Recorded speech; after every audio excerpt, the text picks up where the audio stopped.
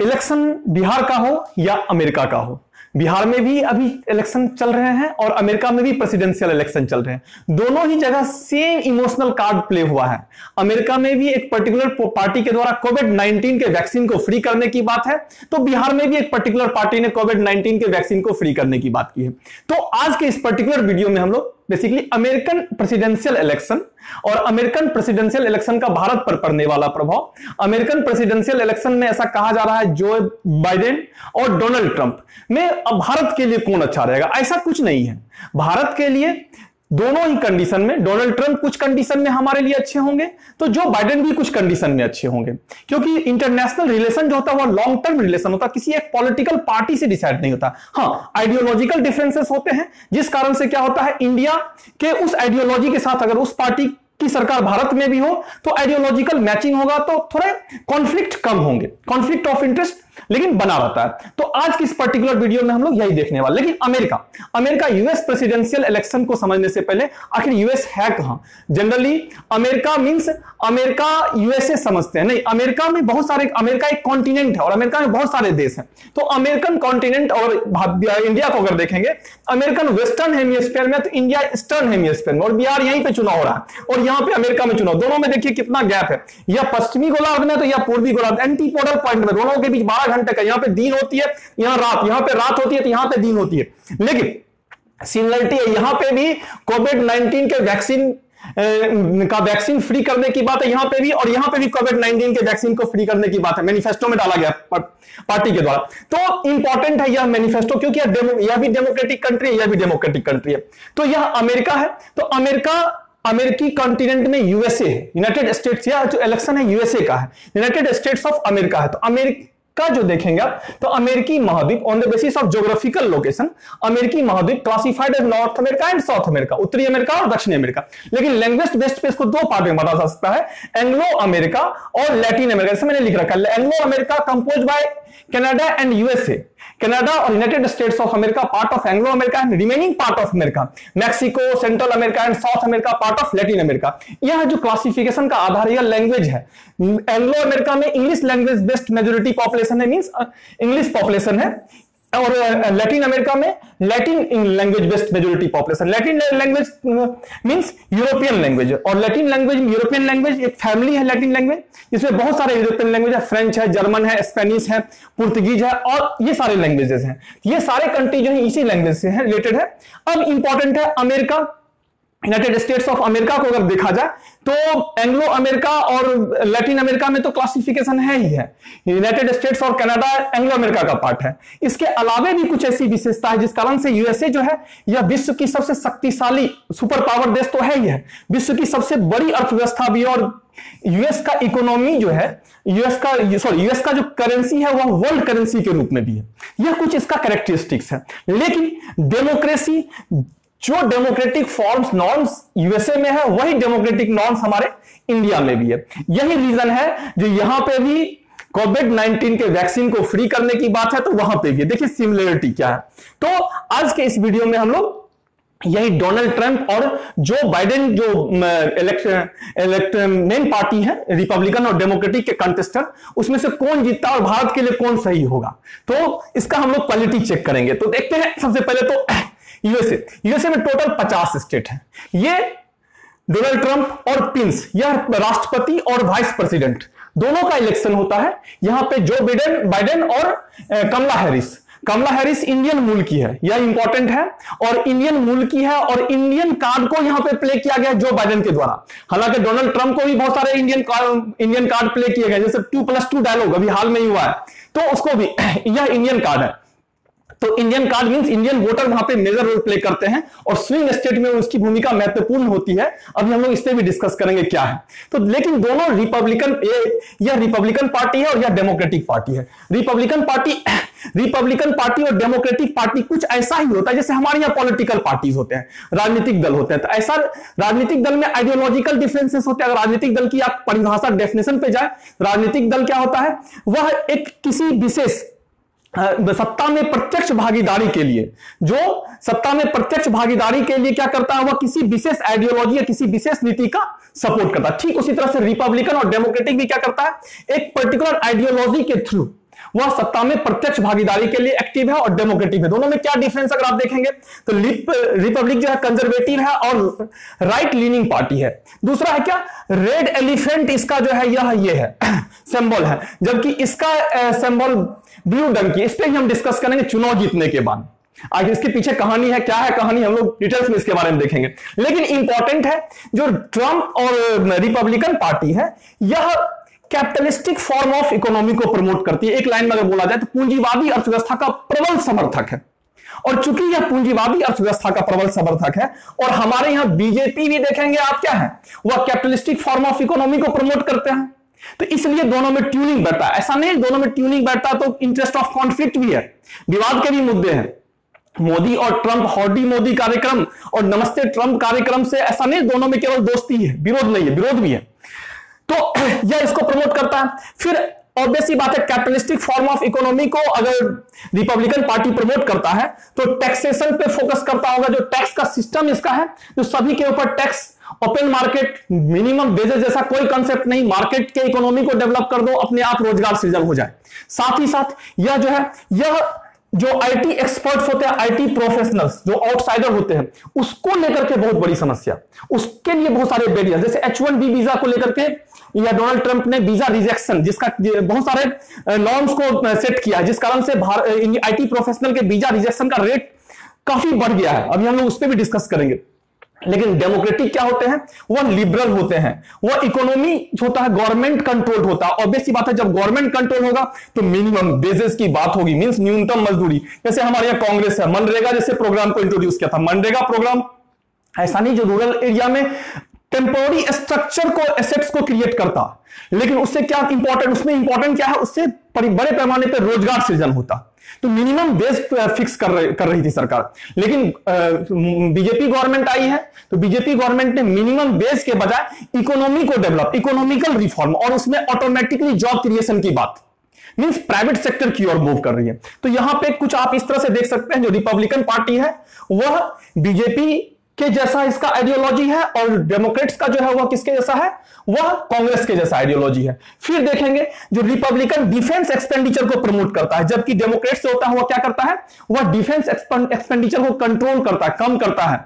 यह social interest के लिए काम कर रहा है, सोशल बेनिफिट के लिए, सोशल काउज के लिए। यह क्या करता है, यह इंडिविजुअल बेनिफिट्स के लिए वर्क करता है, इंडिविजुअल प्राइवेट एंटिटीज के लिए फंक्शन करता है। इसलिए बीजेपी को कहा था यह क्या है, यह उद्योगपतियों की सरकार है, क्योंकि बीजेपी की आइडियोलॉजी कुछ इससे मिलती है। अब यहां पे इंपॉर्टेंट है, अमेरिकन इलेक्शन में कुछ इंपॉर्टेंट इंसिडेंट्स होते हैं।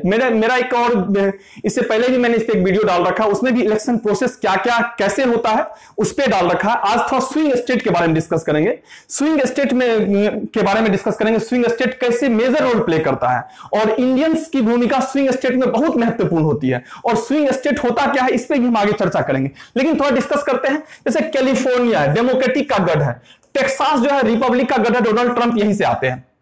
फिर ओक्लाहोमा रिपब्लिकन का है, मैसाचुसेट्स जो है डेमोक्रेटिक का, लेकिन फ्लोरिडा जो है वह किसी का गढ़ नहीं, वो कभी डेमोक्रेटिक के साथ जाता है, कभी रिपब्लिकन के साथ जाता है। तो क्या होता है इसका प्रभाव, और इसको ही लुभाने के लिए डेमोक्रेटिक भी और रिपब्लिकन भी दोनों ही क्या करता है, इंडियन कार्ड प्ले करता है। कैसे इंडियन कार्ड प्ले करता है, तो आइए देखते हैं। इंपॉर्टेंट है, यहां पे डाल रखा है मैंने, डोनाल्ड ट्रंप हॉडी मोदी कार्यक्रम। ऑब्वियस बात है ट्रंप का इंक्लिनेशन बीजेपी की ओर, जबकि सेम टाइम जो जॉय बाइडेन है उसका इंक्लिनेशन पाकिस्तान और चाइना के साथ बायलैटरल ट्रेड भी हुआ है और पाकिस्तान इसको हिलाली पाकिस्तान अवार्ड भी जॉय बाइडेन को दिया गया है, जिस कारण से कहा था यह एंटी चाइना है, ट्रंप एंटी चाइना है और यह प्रो चाइना है या प्रो पाकिस्तान। लेकिन ऐसा कुछ नहीं होता है, आइडियोलॉजिकल इंक्लिनेशन होते हैं, प्रो चाइना प्रो पाकिस्तान। यही जो बाइडेन है जो जिन्होंने भारत पर जब इकोनॉमिकल ये लगा था, बैन लगा था, आर्थिक प्रतिबंध लगा था, तो सबसे पहला यही लीडर थे जो आर्थिक प्रतिबंध हटाने की वकालत किए थे। और साथ ही साथ Indo US civil nuclear deal में इनकी भूमिका बहुत महत्वपूर्ण रही है। तो pro China pro Pakistan ideological inclination के आधार पर कहा जा सकता है। तो यहां पे ऐसे कुछ है, लेकिन भारत में डोनाल्ड ट्रंप के सरकार बनने के बाद भारत के साथ कुछ संबंध जो रहे हैं, संबंध कुछ इंटरेस्ट ऑफ कॉन्फ्लिक्ट कम रहा है, जबकि सहयोग के मुद्दे जो कॉपरेशन रहा है वह अधिक रहा है। जैसे 370 का इशू रहा है या जम्मू कश्मीर का इशू देखा जाए तो 370 जम्मू कश्मीर या एमसीसीए एनआरसी के मुद्दों पर डोनाल्ड ट्रंप साफ साफ कहते हैं जो यह भारत का इंटरनल मैटर है, जबकि जो बाइडेन जो है ये इनका कहना है जो जम्मू कश्मीर में ह्यूमन राइट का ये हो रहा उल्लंघन हो रहा है, तो अंतरराष्ट्रीय स्तर पर यह मानवाधिकार के उल्लंघन को लेकर के भारत सरकार को घेरने का प्रयास करते थे या कुछ कॉन्फ्लिक्ट होते हैं। लेकिन डोनाल्ड ट्रंप जो है कुछ मुद्दों पर भारत के साथ विवाद भी उत्पन्न किया है, तो वह विवाद के मुद्दे भी देखेंगे और कुछ कॉपरेशन के मुद्दे। कॉपरेशन का मुद्दा एक बड़ा इंटरेस्टिंग है, bilateral defence trade between India and USA. यह डोनाल्ड ट्रंप के आने के बाद काफी तेजी से बढ़ा है, तो ऑब्वियस सी बात है डिफेंस ट्रेड बढ़ने से क्या डेवलपमेंट होता है, डिफेंस ट्रेड बढ़ा है लेकिन सेम टाइम जो है वीजा रिजेक्शन, जो हमारे आईटी प्रोफेशनल का रिजेक्शन रेट बढ़ गया है, तो ऑब्वियस सी बात है अमेरिका में काम करना टफ हो गया है। तो यह क्या सही है? नहीं, यह सही नहीं है। लेकिन क्या बढ़ा है यह हमें जानना चाहिए। यह बढ़ा है 2008 में $1 बिलियन का हमारा ट्रेड था, डिफेंस ट्रेड, डिफेंस यूएसए के साथ। 2019 में बढ़ के $18 बिलियन हो गया। सेम टाइम डोनाल्ड ट्रंप, मैंने बोला इंक्लाइनेशन इंडिया की ओर है, जबकि अमेरिका कभी पाकिस्तान का सबसे बड़ा फ्रेंड, नाटो का मेंबर भी पाकिस्तान हुआ करता था और नाटो का मेन सदस्य, मुख्य सदस्य अमेरिका है और अमेरिका और पाकिस्तान के बहुत अच्छे संबंध होते थे। लेकिन डोनाल्ड ट्रंप के आने के बाद पाकिस्तान को जो एड मिलता था, हेल्प मिलता था, उसमें भी तेजी से कमी आई। वह क्या कमी आई है? जो 2013-16 में 13 से 16 के बीच $630 बिलियन का पाकिस्तान को एड मिला था और वह घट के 2019-20 में $392 बिलियन हो गया है। तो पाकिस्तान को यूएस सहायता, यूएस हेल्प मिलना कम हो गया है। यह तो भारत के लिए अच्छा है क्योंकि पाकिस्तान यूएसए से जो सहायता लेता था उसका 2 ही कार्यों में यूज करता था। वह अपने डेवलपमेंट को बहुत नहीं दिमाग लगाता है, उसका पर्पस होता है कि किसी तरह से भारत से कॉन्फ्लिक्ट को ये करना।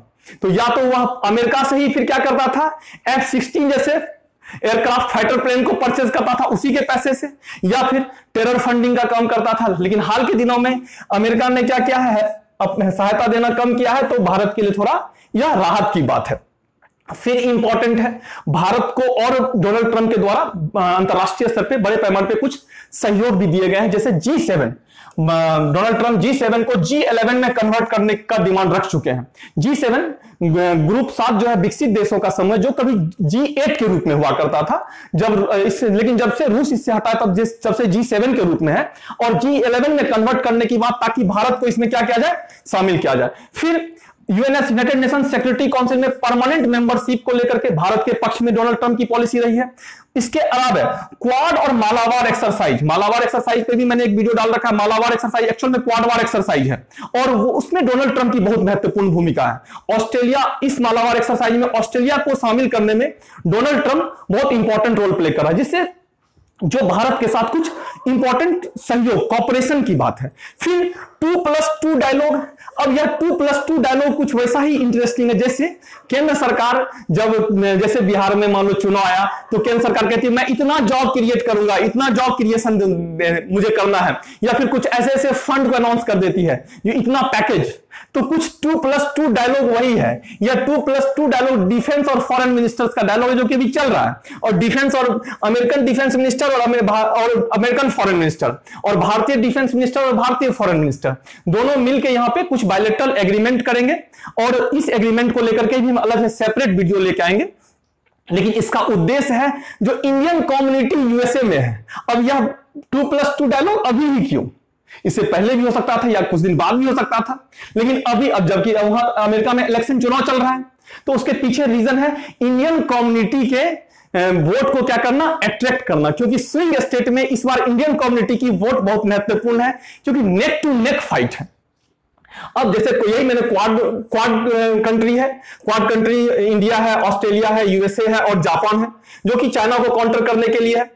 उसके बाद अब देखते हैं हम लोग स्विंग स्टेट और कुछ कॉन्फ्लिक्ट के मुद्दे जो रहे हैं, किससे, अमेरिका और डोनाल्ड ट्रंप और मोदी जी के बीच, या मोदी जी अमेरिका और भारत के बीच जो रहा है, वह पहला रहा है generalise system of preferences, GSP का भी संबंध इंटरनेशनल ट्रेड से है। इसके लिए भी सेपरेट वीडियो होगा तो वही सही रहेगा, क्योंकि काफी वीडियो नहीं तो लंबा हो जाएगा।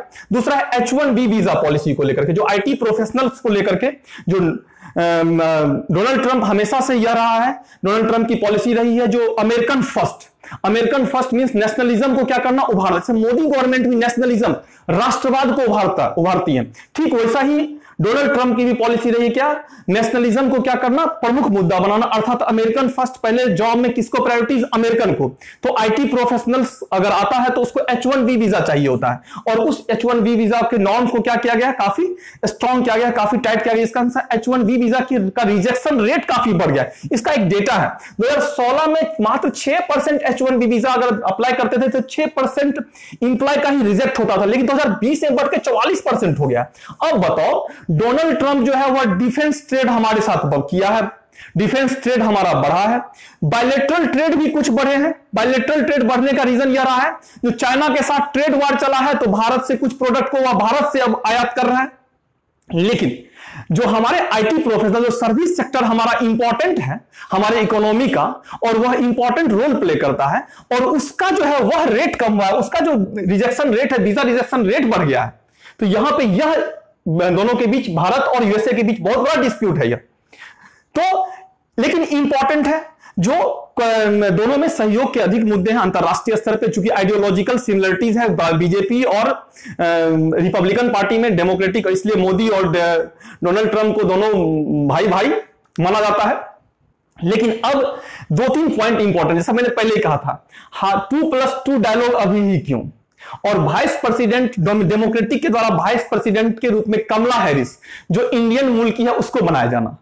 तो दोनों के पीछे रीजन है जो इंडियन कम्युनिटी के वोट को क्या करना, अट्रैक्ट करना। और स्विंग स्टेट में इंडियन कम्युनिटी के वोट को क्या जाता है, अट्रैक्ट। स्विंग स्टेट जैसे कि यहां पे फिगर में दिख रहा होगा, दीज आर स्विंग स्टेट।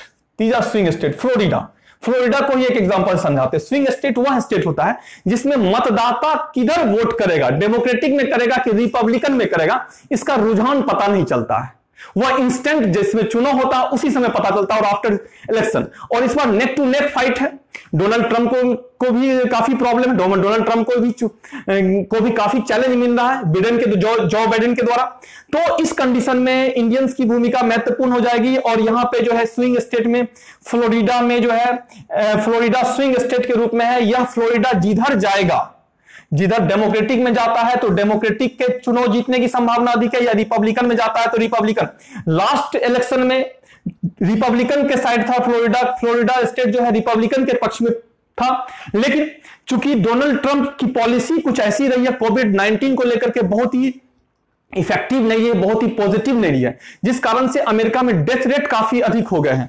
और फ्लोरिडा में ओल्ड एज पॉपुलेशन अधिक है, और ओल्ड एज पॉपुलेशन अधिक है, और यह जो डेथ हुआ है कोविड-19 कारण ओल्ड एज पॉपुलेशन का हुआ है, जिस कारण से ओल्ड एज पॉपुलेशन ट्रंप की पॉलिसी को एक्सेप्ट नहीं कर पा रहे।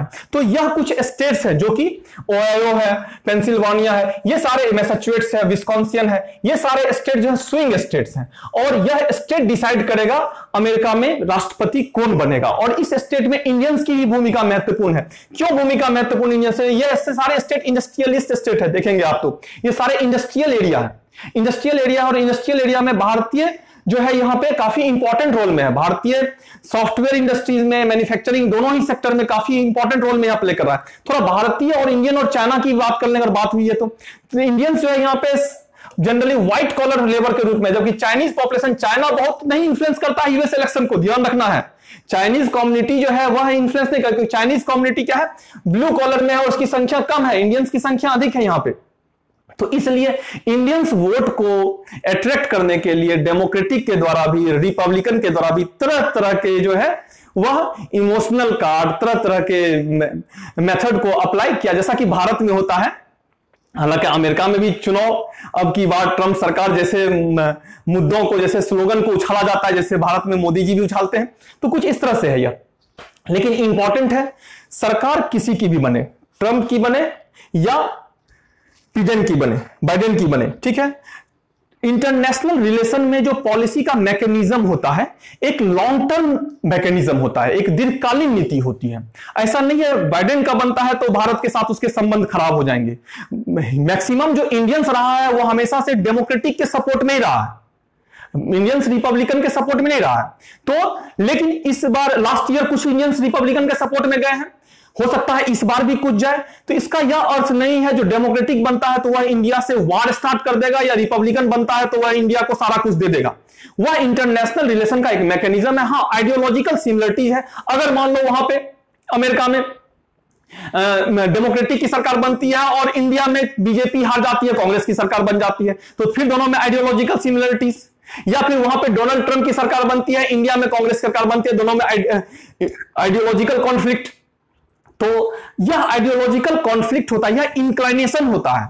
कभी पाकिस्तान की ओर इंक्लाइनेशन होता है अमेरिका का, कभी इंडिया की ओर इंक्लाइनेशन होता है। हालांकि अमेरिका बहुत रिलायबल कंट्री नहीं है, कब तक भारत के साथ रहेगा यह कहना मुश्किल है, क्योंकि उसका अपना पर्सनल इंटरेस्ट है। जैसा कि मैंने पहले कहा था, बहुत ही डेमोक्रेट या कैपिटलिस्टिक इकोनॉमी है, कैपिटलिस्टिक कंट्री है, और अपने फायदे के लिए, पर्सनल बेनिफिट के लिए वह कब साथ रहता है, कब नहीं रहता है। तो डोनाल्ड ट्रंप देखते हैं, कभी बोलता है भारत के साथ डायलॉग करता है और सुबह सुबह जाके फिर पाकिस्तान इमरान खान के साथ भी डायलॉग करता है और बोलता है कश्मीर इशू द्विपक्षीय वार्ता के लिए हम मध्यस्थता को तैयार हैं, और भारत बोलता है नहीं नहीं आपका पर्सनल मैटर है। तो कब क्या बोलेगा कहना मुश्किल है। तो देखते हैं चुनाव कौन जीतता है, किसके जीतने की, हालांकि नेक टू नेक फाइट है। इंडियंस कम्युनिटी जिधर जाएंगे उसी की जीत होगी। जो भी जीतेगा हमारे लिए बेहतर होगा। हालांकि डोनाल्ड ट्रंप अगर जीत के आते हैं, क्योंकि मोदी गवर्नमेंट अभी है और मोदी गवर्नमेंट अभी रहेगी ही, तो दोनों के बीच एक इंक्लाइनेशन, एक ट्यूनिंग अच्छा होगा। तो हो सकता है इंटरनेशनल लेवल पे हमें कुछ हेल्प मिले, और इंटरनेशनल लेवल पे हम भी महाशक्ति जब बने, तो ऑब्वियस सी बात है महाशक्ति बनने में किसी न किसी महाशक्ति का थोड़ा सा सहारा तो लेना पड़ता ही है, तो उसमें हमको हेल्प मिलेगा। Thank you, thanks a lot all of you.